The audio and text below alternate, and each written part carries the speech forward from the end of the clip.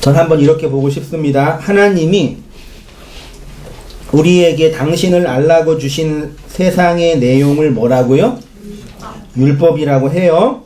그 율법의 코어를 뭐라 그런다고요? 10계명이라고 해요. 10계명은 계명을 열로 설명한 거라고 해요. 원래 10으로 딱딱딱 나누어지는 게 아니에요. 그냥 하나님이 주신 계명을 우리가 뭘로 하자? 그걸 열이라고 하자.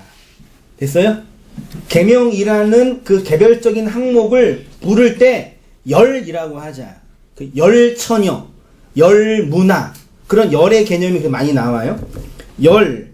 그 10계명은 앞에 5과 뒤에 5으로 구분하는데, 앞에 5을 소위 말해 대신 계명이라고 2000년의 교회 역사가 해석을 했고, 뒤에 5을 소위 말해 대인 계명이라고 하지요.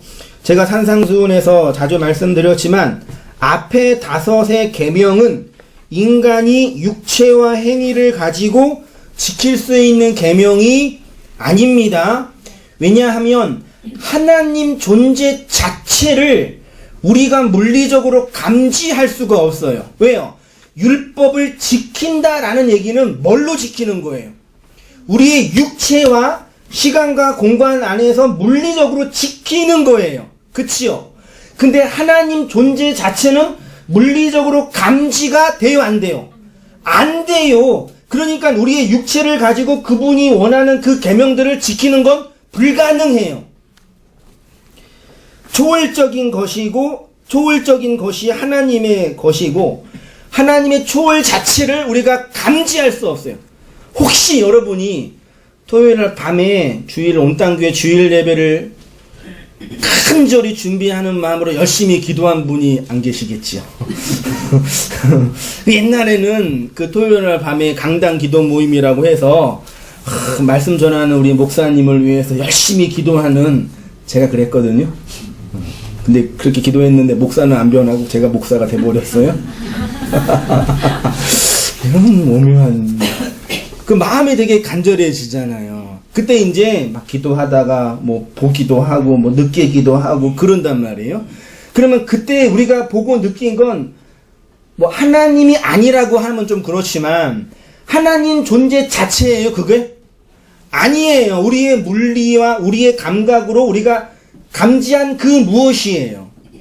그걸 좀 이해하시면 좋겠어요. 구약에서 엘로힘, 여호와라는 이름으로 불린 그 하나님이 말씀 육체로 오신 예수 그리스도를 통해서 우리가 감지할 수 있게 됐죠.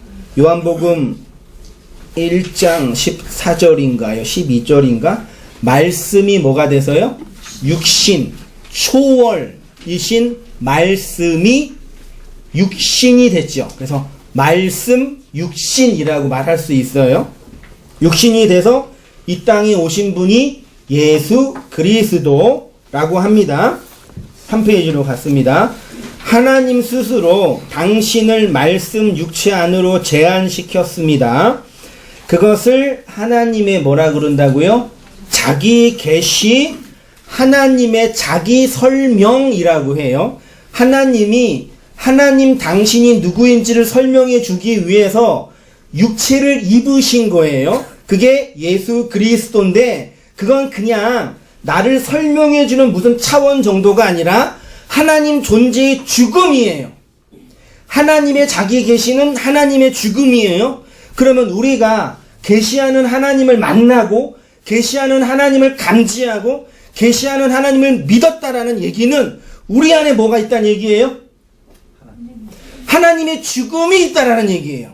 하나님의 죽음이 이 땅에서 뭘로 박혔어요? 십자가로, 기둥으로 딱 박혔잖아요. 어디예요? 골고다 언덕에. 그 골고다 언덕은 어디예요? 해골로 살고 있는, 마른 뼈로 살고 있는 나, 그 언약의 기둥이 딱 박힌 거예요. 이렇게요. 그러면 이 박혔다는 얘기는 하나님 존재가 우리에게 당신을 설명해 줬다는 얘기는 하나님의 죽음이 이미 전제된 거란 말이에요. 그럼 하나님 아시죠? 하나님 믿으시죠? 예수님 믿으시죠? 그리고 하나님에 대한 감각이 생겼죠? 그건 자체가 하나님의 죽음이 여러분 안에서 경험된 거예요. 믿으십니까? 하나님의 죽음이 뭔지 내가 안 거라고요. 알긴 아셔요, 진짜요? 하나님이란 초월자가 그 존재가 당신 자신을 내 안에서 설명해 주는 거라고요. 그 하나님이 자기 죽음이에요. 자기 아들을 아끼지 아니하시고 내어주신 하나님. 그 죽음 때문에 내가 하나님은 이런 분이시구나 안 거예요. 근데 알긴 뭘 개뿔이 알아요, 우리가요. 이 하나님의 자기 계시로 예수라는 그 존재의 죽음으로 보지 않고 내 욕망을 투영하는 욕망의 대상으로 보는 거란 말이에요, 사람들이요.